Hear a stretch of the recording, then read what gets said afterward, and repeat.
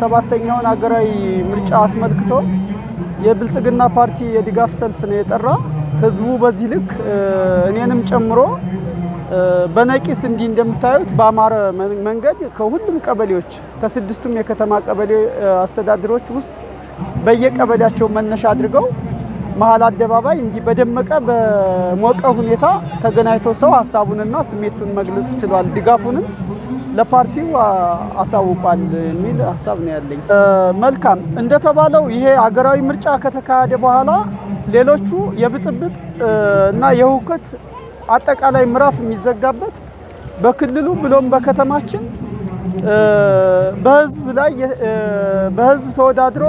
አብላጫ ድምጽ ያገኘ ፓርቲ የሚመሰረትበትና ሀገረ መንግስት የሚገነባበት ስለሚሆን ከዚህ በኋላ ያለ ኃይል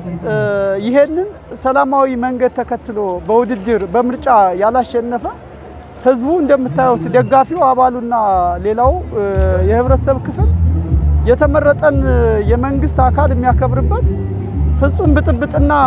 ሁከት ግጭት ከክልላችን የሚጠፋበትና የመጨረሻ የሚወገድበት ይሆናል የሚል እምነት አለ። በግሌ በአገር ደረጃ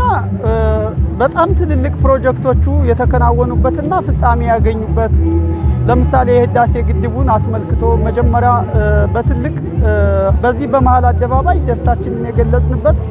ሌሎችም ሜጋ ፕሮጀክቶች በአገር ደረጃ በክልል ደረጃ ያሉ ሁሉም ከተሞች በሚባል ሁኔታ የዞን ከተማ ሁሉ ሳይቀር የውስጥ ለውስጥ የኮሪደር ልማት የተጀመረበት እንደ ፍኖተ ሰላም ከተማ በዞናችን ከ8 በላይ